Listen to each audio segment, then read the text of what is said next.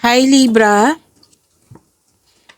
this is Jav. Welcome po sa ating channel. By the way Libra, this is timeless reading.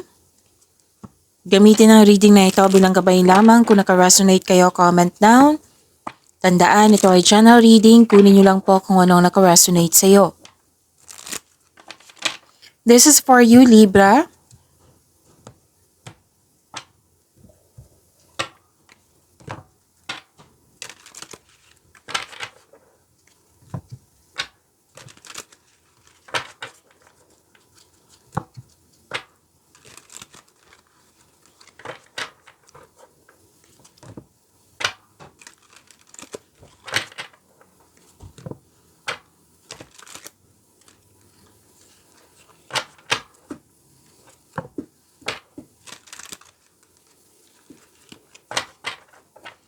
Para po ito sa iyo Libra.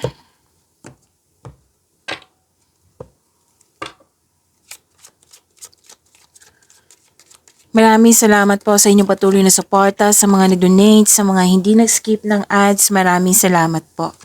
Sa mga hindi pa nag-subscribe, subscribe na po kayo at click bell notification para malaman nyo na may bago tayong video. Para sa mga gustong magpa-reading, comment po kayo ng personal reading. Again, comment kayo ng personal reading and check my reply sa comment section.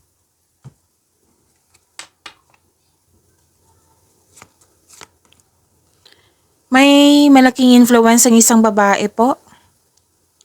At para din ikaw to na malaking influence mo sa kapwa mo. At may importanteng desisyon, may importanteng ganap din sa inyong passion. At mag-ingat kayo kasi parang na-provoke kayo dito, Libra. Parang may hindi siya parang nag-provoke para kayo magalit, nasaktan kayo at nagkaroon ng argument. Pwedeng naalala mo to, pinaalala sa'yo or nangyari ngayon kung kailan nyo to napanood. And huwag kayong mag-alala kasi may nakita naman akong hope and healing dito. May naka-receive kayo ng malaking blessings. Maraming ideas na bibigyan mo siya ng agarang aksyon o reaksyon. Recognition. Pwedeng sikat ka. Oo, kasi may nakita kong fame dito or nakatanggap kayo ng award. At may nakita ako ditong personal development. Pwede din nag-research kayo sa internet para may makuhang clarity, learnings. Opo, so blessings, wow, claim nyo po. Personal development, claim nyo po. Ang ganda. Claim nyo po.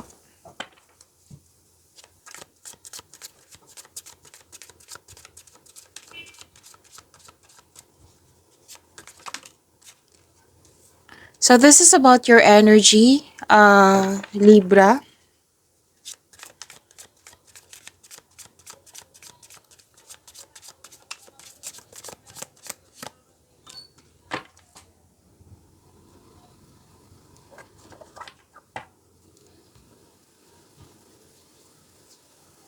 Kung may napansin kayo na repeating message, yan po yung pinupush ng card sa inyo. Like for example, nanood kayo sa inyong monthly Gabay Tarot reading, weekly Gabay Tarot reading, sa inyong first half of the month of October at andito din, at may napansin kayo na repeating message. Yan po yung pinupush ng card sa inyo na kailangan nyo bigyan ng atensyon, solusyon at aksyon kung maaari po. So na yung energy ni Libra.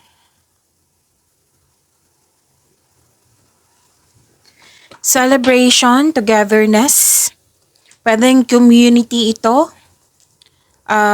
Maraming ginagawa. Grupo ng tao to eh. Libra. Pwedeng may pagdiriwang na may ukol sa'yo. Oh.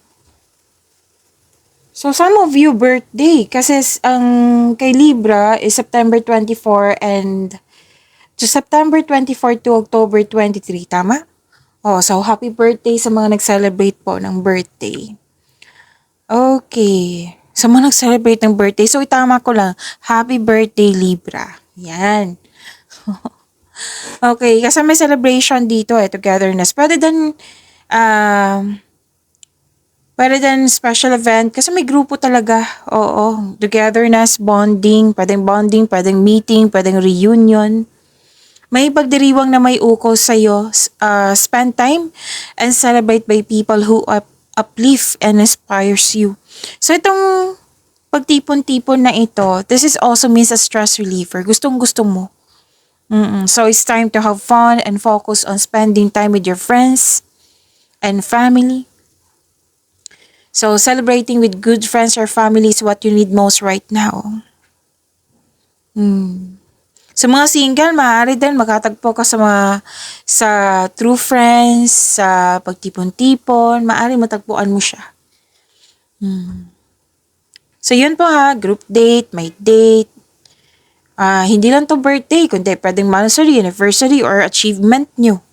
Kaya nag-decide kayong i-celebrate ito. So this is good ha.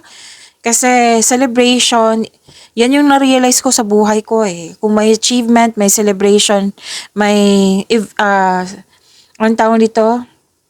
Occasion talaga, i-celebrate talaga. Kasi that is an acknowledge na tuwa kayo, na in-acknowledge nyo yung bigay ng blessings ni God sa iyo. Importante talaga yan. Tapos mare-refresh yung energy mo, magiging balance din yung energy mo, magkakaroon siya ng yung flow of positive energy. Yan. Okay? And para doon may ganap na groupings dyan, collaboration dyan, pwedeng sa trabaho, negosyo ba.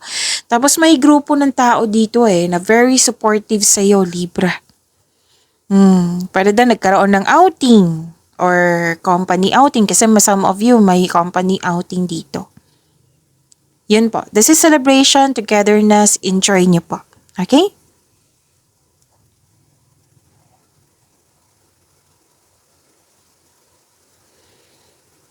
Pwedeng nangyari na ito,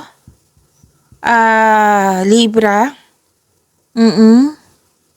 Kasi mas pinili mong mag-enjoy na mas gusto mong yung kasama yung mga kasamahan mo. Kasi 'di ba mawala yung stress mo pag may togetherness.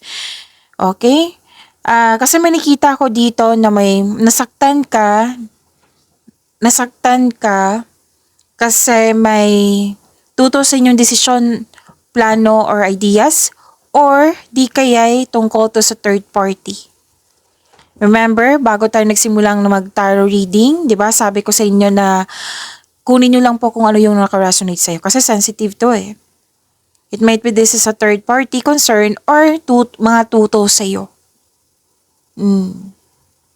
Na hindi ka naging komportable. Kung wala yan, pwede din yung dalawang card na ito. Kasi sabi ng card dito, this is collaboration and expansion Yung sinabi ko kanina sa inyo about collaboration. Tapos, pwede din na loss of connection to. May tampuhan. Yung sinabi ko kanina, na may tampuhan. You must process this kind of emotion. Mas piliin nyo pong magkaroon ng healing. Gagawin mo to para magkaroon ka ng inner peace. Okay? So, healing. Kailangan po. Mangyayari din yan. Kasi sinabi dito You must process this kind of mabigat na feelings. Deserve mong magkaroon ng healing. Heal yourself. Mag-move forward kayo into a new direction. Okay? Move forward. So this card tells you to accept and free yourself from this kind of emotion na sadness ba or pain. Pagalingin at palayain yung sarili mo.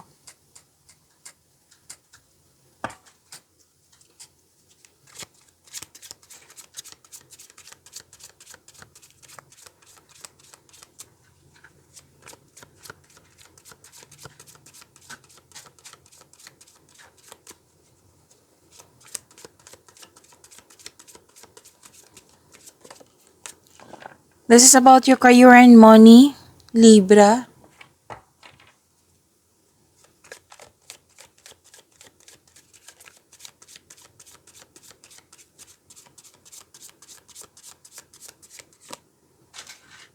Oh, ang ganda.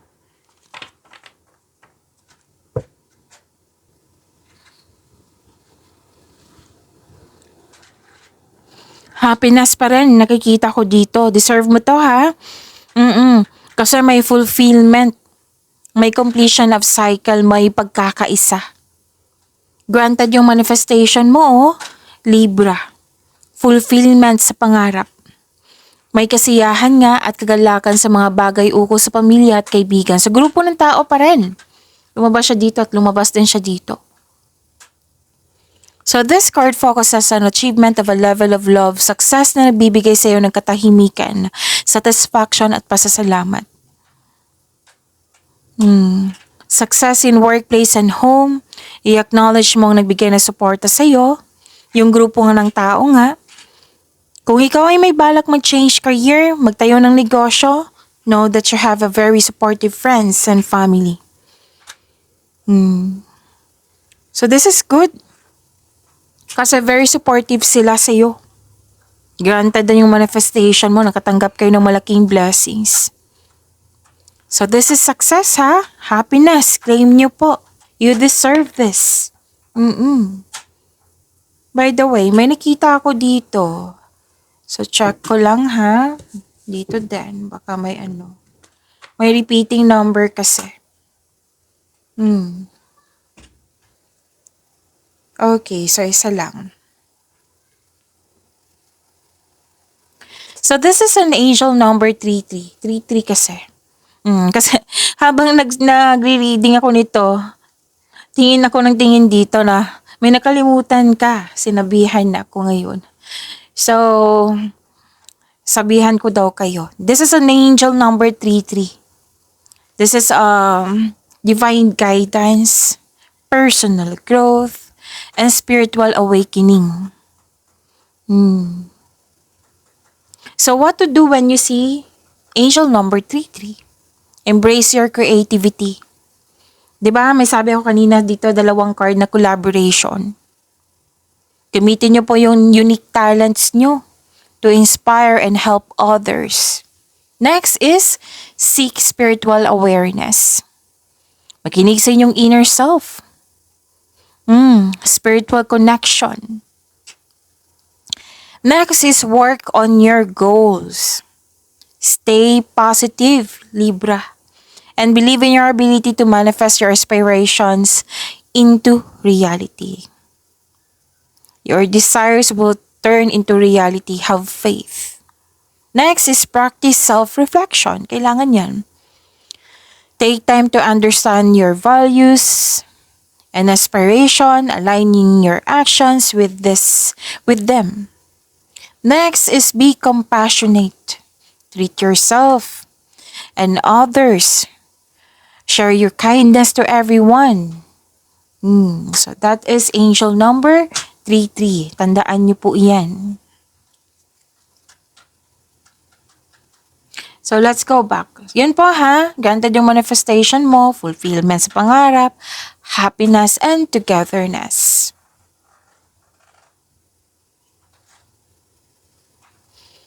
Andito pa rin, natandaan nyo yung sinabi ko kanina dito na may hope and healing. Andito din po siya sa career and money nyo.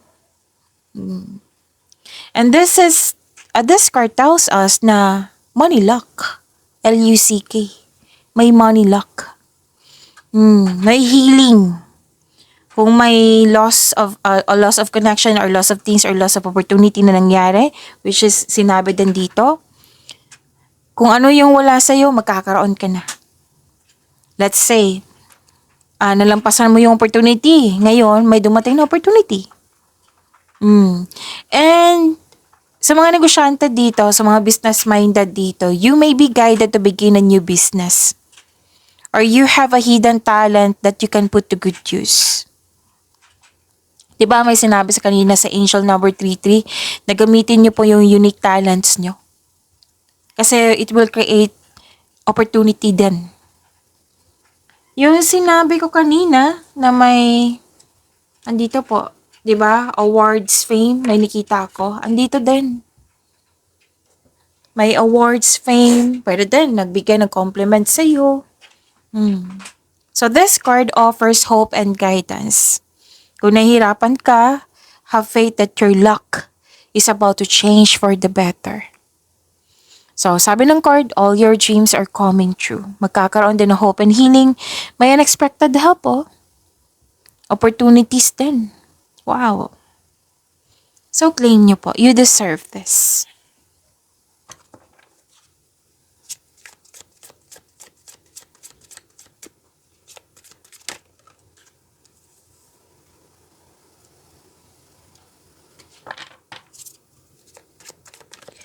This is about your love life, self-love, partnership, and your man's Libra. Ang ganda naman.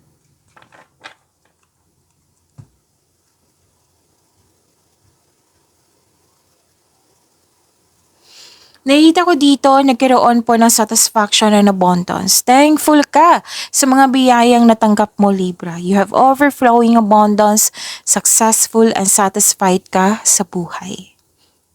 So this card asks you na, relax, enjoy mo yung achievement mo. Share your good fortune to others and your generosity will always flow back to you. Babalik yan sa'yo.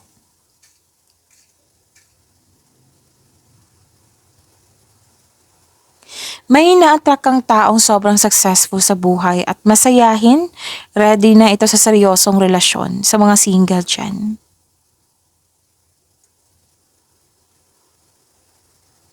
Sa mga relasyon sa buhay mag-asawa, love and happiness overflow. Sobrang satisfied kayo sa inyong relasyon, sa inyong connection. Deserve niyong mag-relax at mag-enjoy. And your health is improving also. You're welcoming over all feelings of happiness and joy. So make a wish. Continue lang po yung pag-follow nyo sa inyong intuition to guide you on your path. So this card signals abundance in all areas of your life. Completion pa rin to eh. So you deserve this satisfaction and abundance. Wow. Claim nyo po, Libra.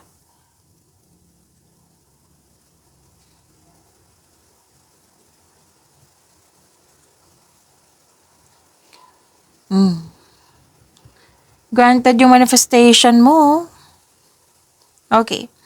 Sa mga marelasyon sa buhay mag-asawa, dalawang card kasi nagsabi dito, blooming kayo, nagkaroon ng stability. Pwede din sa kaibigan to, hindi lang sa partner ha, pwede sa kaibigan, pwede sa family. Sa mga single, naging practical ka sa buhay romansa. Interesado ka lang sa mga stable na trustworthy. So may sinabi naman kanina na may parating sa iyo na stable na rin, na ready na sa seryosong relasyon. So you are date to marry, si Libra. Makakatanggap din kayo ng mabuting balita. Tapos maging bukas din po daw kayo sa advice ng mga nakakatanda sa iyo or may well-experienced na sa pinasukan mong buhay pag-ibig. So may health routine ng ilan sa inyo dito.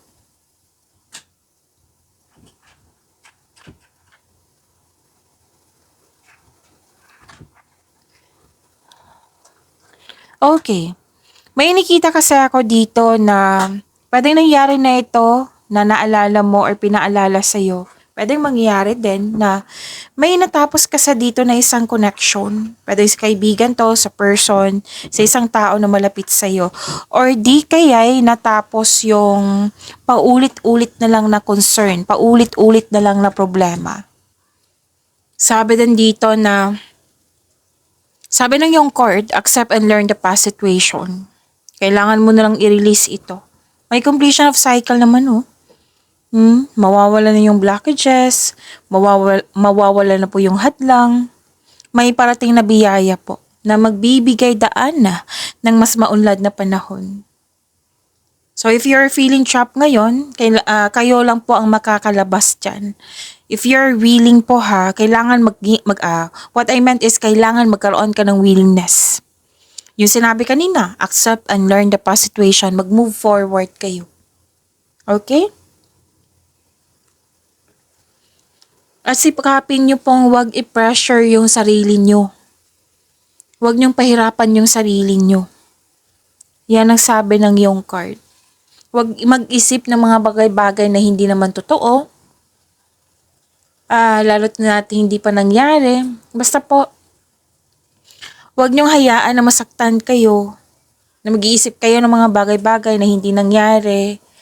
Na Kasi it will only lead to more heartbreak kasi. So, huwag niyong hayaan na masaktan kayo. You have to move forward. Okay? Pagyamanin niyo po yung blessings sa binigay sa inyo. Libra, see you tomorrow. Maraming salamat po.